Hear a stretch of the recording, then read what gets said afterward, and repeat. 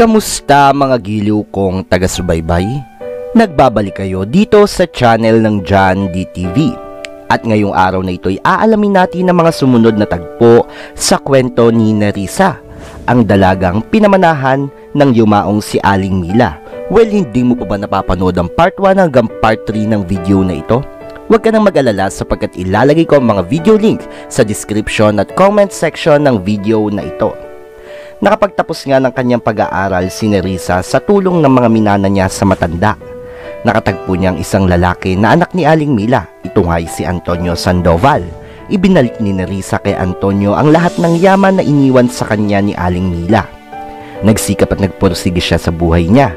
Ano kaya mga mangyayari sa sumusunod na mga tagpo sa buhay ng dalaga? Yan ang dapat niyong tutukan at huwag palampasin. Dahil sa ating sunod na kwentong ito ay tiyak na maraming aral kayong makukuha. Kaya halika na, tumuto ka na, tapusin mo ang video na ito hanggang sa dulo.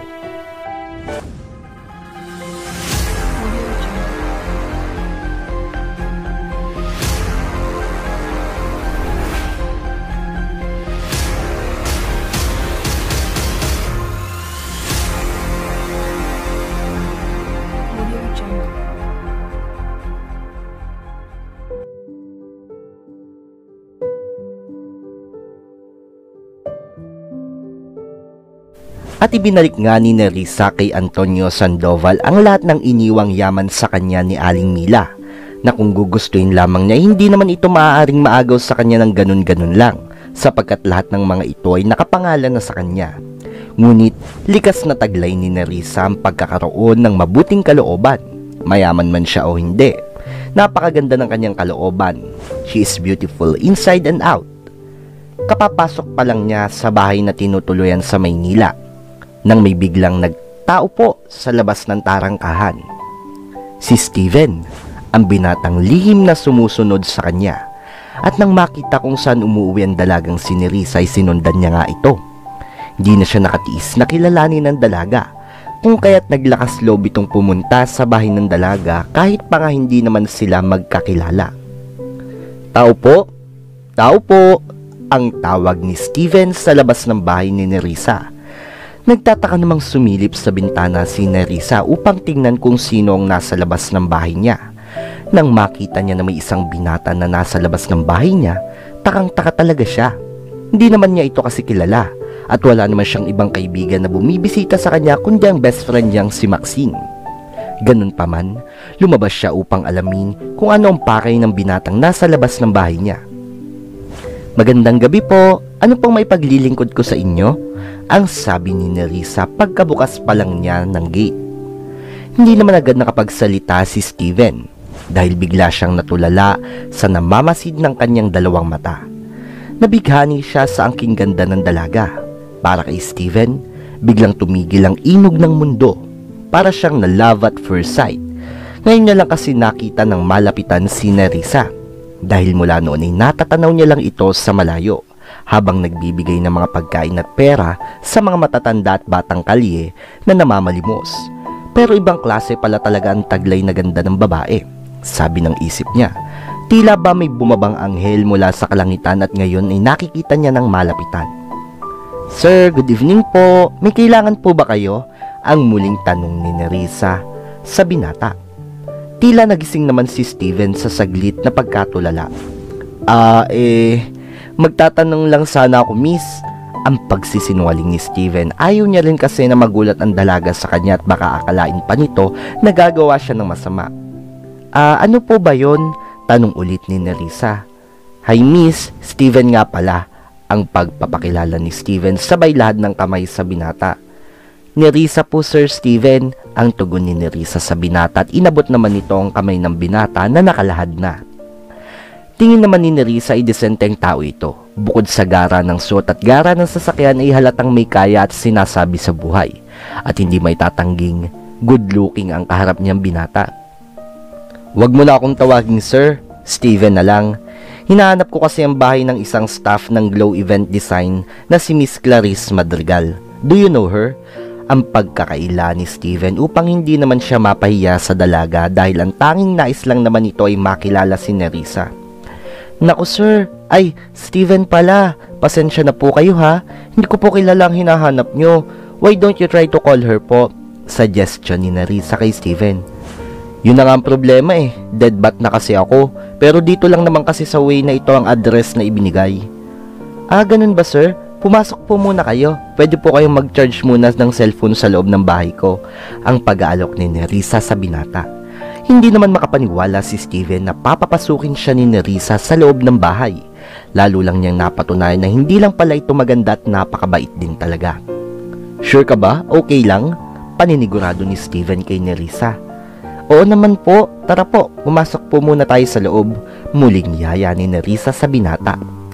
At nang makapasok sa loob ng bahay si Steven, agad naman niyang in-off ang kanyang telepono upang magmukhang totoong lobat nga ito. Maupo ho muna kayo, kukunin ko lang saglit ang charger. At pumasok nga si Nerissa sa kwarto niya upang kunin ang charger ng cellphone niya. Hindi rin niya talaga alam kung bakit sobrang gaan na agad ng kanyang kalooban sa binata. Gayong ngayon niya lang naman ito nakita at nakilala. Sir, ito na po ang charger. Pwede po kayo mag-charge dyan sa may gilid ng side table. May socket po dyan. Ang sabi ng dalaga sabay turo sa saksakan ng charger. Agad namang kinuha ni Steven ang iniabot na charger ng dalaga at i-charge na ang kanyang telepono. Naku, Miss Nerissa, sobrang salamat ha. Hindi mo lang alam kung gaano kalaking tulong nito para sa akin. Pagpapasalamat naman ni Steven. Ah, wala po yun. Isa na lang po ang itawag nyo sa akin, yun po nickname ko. Nagtataka naman din si Nerissa kung bakit ang palayaw niya ang gusto niyang itawag sa kanya ng binata. Hindi rin niya malaman kung anong strange feeling ang nararamdaman niya. Feeling niya mas komportable siya kung tatawagin siyang Isa ng binatang kaharap niya. Ah, sige ba, as you wish, Isa. Ani Steven at nagkangitian naman silang dalawa. Habang naghihintay si Steven na ma-full charge ang kanyang telepono, naghain naman ng makakain nila si Nerissa. Nagkwentuhan sila habang kumakain na tila ba matagal na silang magkaibigan at magkakilala. Parehong lihim silang natutuwa dahil parehong magaan ang loob nila sa isa't isa. Kaya hindi sila nahihirapan sa tagpong iyon ng buhay nila. Sige Isa, maraming salamat sa tulong mo ha. Makakabawi rin ako some other time. Alis na rin ako ha. Salamat ulit. Ang sabi ng binata kay Nerissa habang palabas ng bahay ng dalaga. Naku Steve, wala yun, maliit na bagay. Tugon naman ni Nerissa. Tila ba musika sa pandinig ng binata nang banggitin ni Nerissa ang palayaw niyang Steve. Oops, bago ko pala makalimutan. Can I have your number, Isa? Para kapag naligaw ako ulit, tatawagan na lang kita. Ibinigay ni Nerissa ang number niya. Tinawagan naman ito ni Steven sabay sabing, save my number, okay? At tuluyan na nga nagpaalam ang binata kay Nerissa. Pagbalik ni Nerissa sa loob ng bahay, hindi niya maitago ang mga ngiti niya. Tila ba kinikilig ito, gayong ngayon lang naman niya nakita ang binatang ito. Hawak ang cellphone niya. Agad niyang tinawagan si Maxine at ikinwento niya dito ang lahat ng nangyari sa buong maghapon niya. At ang highlights ng kwento niya ay ang kaibigan niyang binata na si Steven. Luka-luka, di ka ba nag-iisip ha? Bakit mo naman pinatuloy sa bahay mo yung Steven na yun? Ikakakilala mo lang pala doon. Paano kung may ginawang masama sa yun ha? Ang sermon ni Maxine sa kaibigan. Basta, hindi ko rin alam hindi ko rin maintindihan. Basta ang alam ko, di naman siya mukhang sanggano, ang sabi ni Nerissa kay Maxine. Iritang-irita si Maxine sa huling kwento ni Isa tungkol sa binatang si Steven.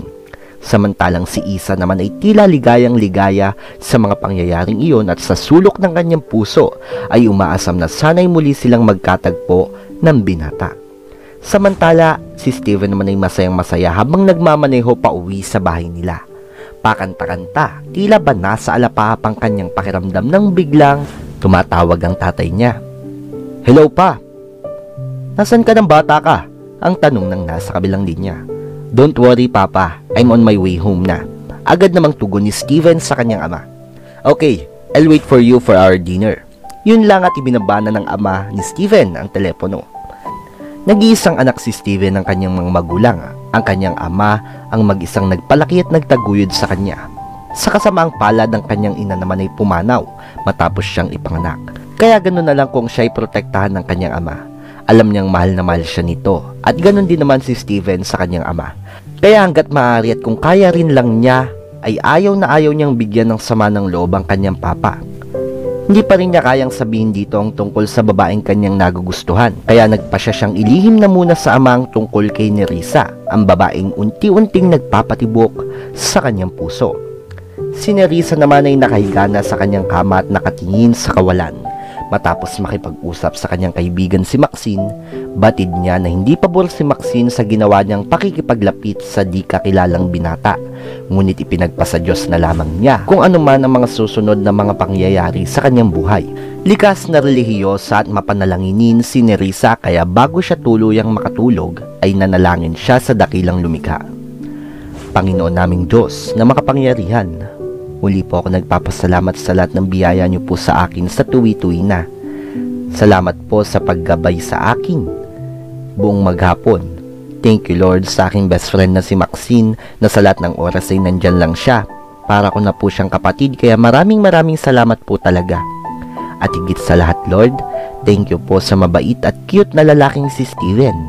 Alam ko po na hindi niyo po ako papabayaan. Lola Lorna, Lola Mila, ginagabayan niyo rin po ako ha. Pasensya na po kung nagtiwala po ako agad kay Steven. Kayo na po ang bahala sa akin. Amen. Yan lang at tuluyan ng nakatulog si Nerissa. At dito nga pansamantalang matatapos ang kwento ng episode na ito.